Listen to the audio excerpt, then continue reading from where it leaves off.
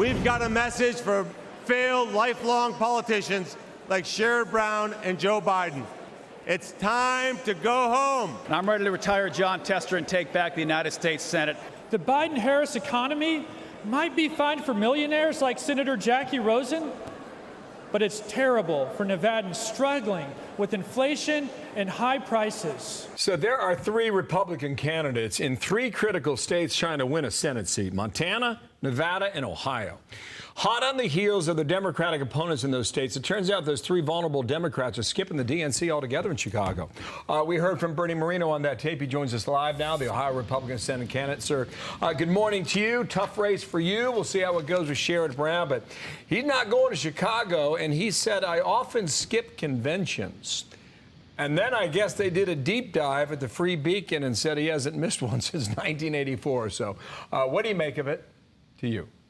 Well, he lies about that because he lies about his entire record. This is a guy who's fully supported Harris and Biden almost 100% of the time. He's for the Green New Deal. He's for giving illegals amnesty. He's for gutting Social Security and giving it to illegals, making Medicare available, unavailable to seniors so that we can pay for EV mandates that people here in Ohio don't want.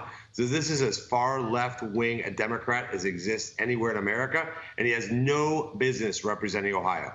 Well, okay, we talk about these other candidates who may not be there. Is this a matter of them wanting to separate from the national ticket? Because we're told these 2 are mainstream America, that their policies are right down the middle, that to try to portray them as anything extremist is completely inaccurate. Or do these folks just need to spend that time, these critical weeks at home, raising more money and talking to more voters where they're from? Well, Shannon, the reality is they can't hide from their record. Their record is for the Green New Deal, an assault on American energy. They've encouraged this illegal invasion of our country by 10 to 12 million people. Sherrod Brown voted to give Social Security and Medicare to illegals. Harris and Walz wanted to give them citizenship. Sherrod Brown has endorsed them. They have absolutely gutted Medicare to pay for these EV mandates. They want solar panels on prime farmland. They are completely out of step with Midwest values. And again, Sherrod Brown can run and try to hide from it, but the reality is Ohio knows that he is absolutely not in sync with what our voters want. You have a tough race in that state. And I don't know what your feelings are for the upper Midwest, but, you know, I mean, those are the states that are getting all the attention over the past month. Minnesota, Wisconsin, Michigan, and Pennsylvania to the east of Ohio. And when you think about what Donald Trump has done in Ohio, he's won it back-to-back times by 8 points in 2016 and by 8 points in 2020. Even if you're underwater, Sherrod Brown, does Donald Trump drag you across the finish line in November?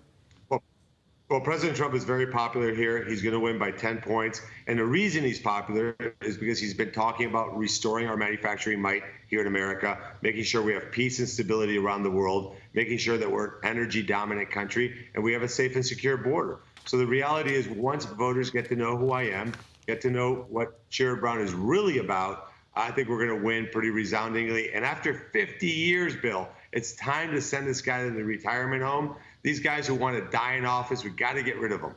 Well, quickly on this, you outline what you say is an extreme record by him and by other Democrats that are out there running for these Senate races, and talk about if people get to know your record better, these polls are going to tighten up, that you're going to pull off a win.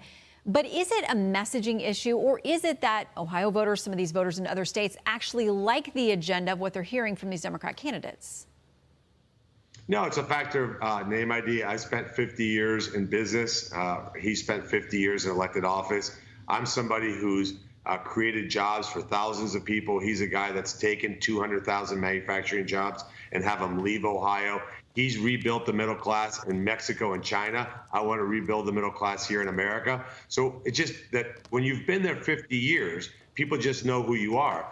In my case, I've never been in a general election, never held public office. So it's just a name ID factor. Once we make that happen, Shannon, we're going to expose these guys and we're going to win. We'll be watching that race. Bernie Moreno, thank you for your time. I'm Steve Doocy. I'm Brian Kilmeade. And I'm Ainsley Earhart. And click here to subscribe to the Fox News YouTube page to catch our hottest interviews and most compelling analysis.